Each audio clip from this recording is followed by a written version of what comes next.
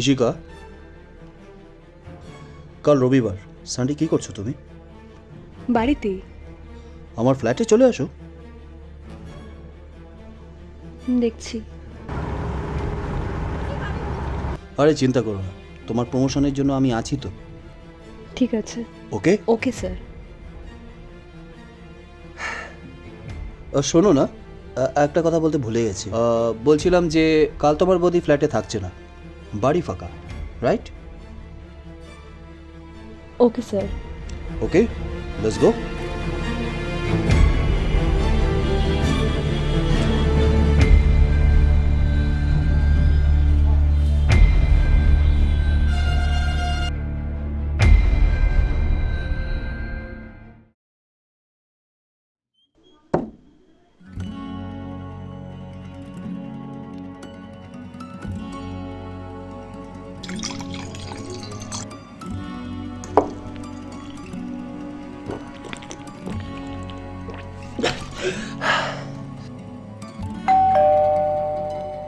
দরজা খোলা আছে, কাম ইন। ঘরে সিসিটিভি ক্যামেরা সব অফ করা আছে, চাপ নেই। হ্যাঁ, ও ইশিকা, হ্যাঁ, আরে এসো এসো। Nice to see you dear. বসো বসো বসো বসো। আসতে কোনো কষ্ট হয়নি তো? তুমি লার্জ খাবে না স্মল? No thanks. আরে একটা দিন এসছো, কি আছে, এনজয়। স্মলই বানাচ্ছি, ঠিক আছে? এইটুকু তো চলতেই পারে। আরে তোমার জন্য স্মলই বানিয়েছি, তুমি। হ্যাঁ, না।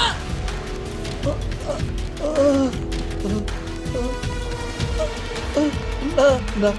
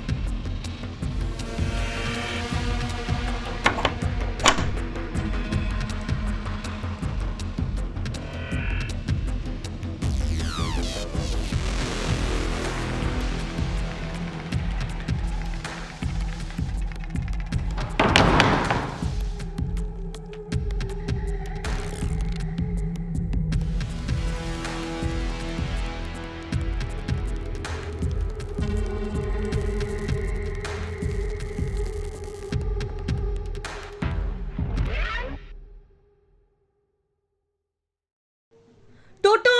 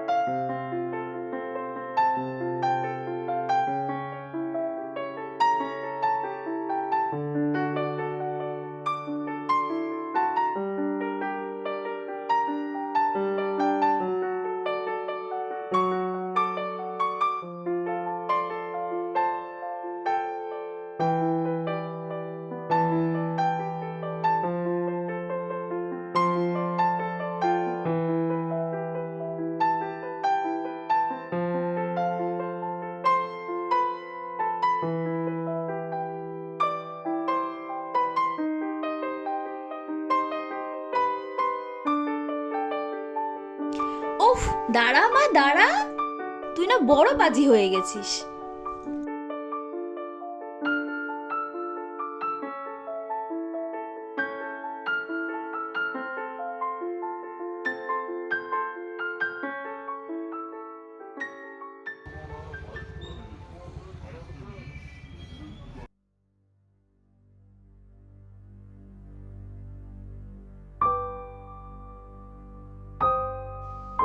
কি হয়েছে মা? তুমি কাঁদছো কেন? খেয়েছিস মা? হুম। কিচ্ছু হয়নি মা।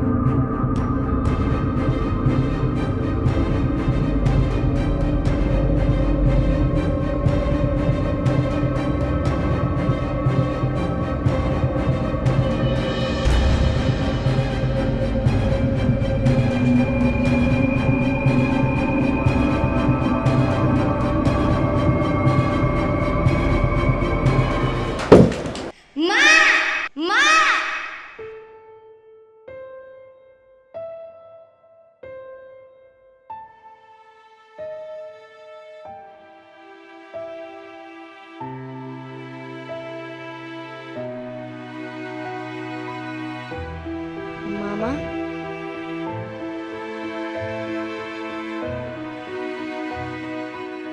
মামা আমি তোকে নিতে এসেছি। আজ থেকে তুই আমার কাছে থাকবি। মামা, আজ থেকে তোর সব দায়িত্ব আমার।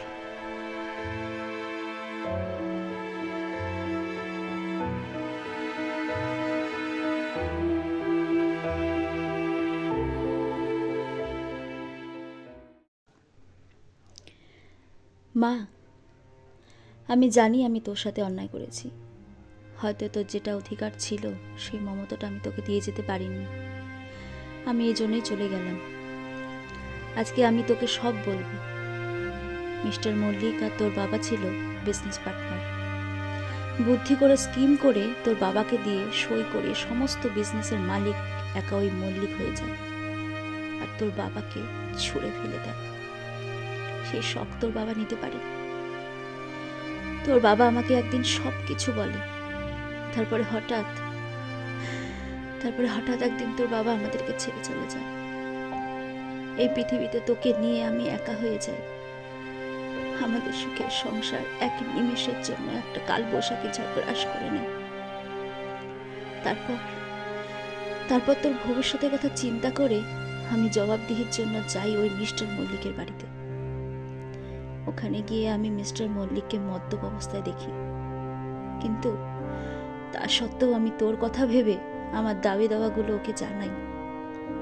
আর তারপর সেই মিস্টার মল্লিকের সাজানো নাক পাশে আমি জড়িয়ে পড়ি। আমাকে বাধ্য করে সেই শয়তানটা তার জালে জড়িয়ে নিতে। আমি বাধ্য হয়ে পড়ি। আমি কাঠপুতুলের মতো তার ইশারায় নাচতে থাকি, শুধু তোর ভবিষ্যতের কথা চিন্তা করে। কিন্তু সে আমাকে ঠকায়, আমার সর্বস্ব নিয়ে আমাকে ছুঁড়ে ফেলে দেয়। আমি এটা নিতে পারিনি রে মা, আমি নিতে পারিনি। কিন্তু আমি অনেক চেষ্টা করার পরেও সেই শয়তানের সাথে কিছুতেই পেরে উঠিনি। ভেবেছিলাম থানা পুলিশ করব, ভেবেছিলাম মিডিয়া করব, কিন্তু আমি পারিনি মা। পারিনি কেন জানিস? কারণ ওর পয়সার পাওয়ার অনেক। আমরা ওর সাথে পেরে উঠতে পারবো না। তাই আজ আমি সব কিছু তোকে জানিয়ে গেলাম। কেন তোর মা থাকতে তোকে অনাথ হতে হয়েছে, কেন তোকে আজ তোর মামার ঘরে থেকে মানুষ হতে হচ্ছে, আমি সব কারণ তোকে এই চিঠিতে লিখে জানিয়ে গেলাম। আমাকে কখনো ভুল বুঝিস না রে মা। আমি আমার মুখটা দেখানোর জায়গায় ছিলাম না রে। আমি আমার এই জীবনটা বয়ে নিয়ে যেতে পারছিলাম না রে। আমি জানি তোকে ছেড়ে যাওয়ার সময় আমার খুব কষ্ট হবে, কিন্তু আমি আর সহ্য করতে পারছিলাম না রে। ওই লোক সমাজের আমি আমার মুখ দেখাতে পারছিলাম না। তাই আমি স্বেচ্ছায় মৃত্যুবরণ করলাম। তুই ভালো থাকিস মা, তুই ভালো মানুষ হ।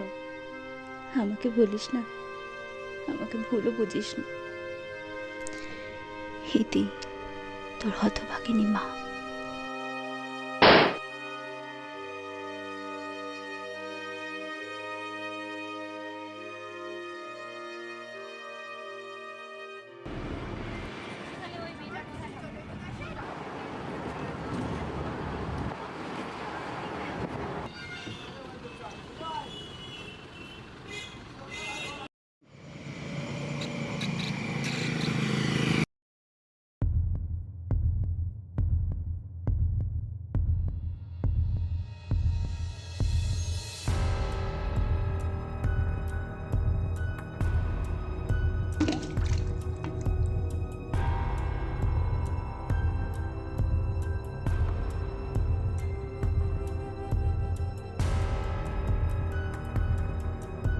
দেখ মামা, আমার জীবনের সর্বস্ব দিয়ে আমি এপিক গ্রুপ অফ ইন্ডাস্ট্রিজ শেয়ারগুলো কিনেছি।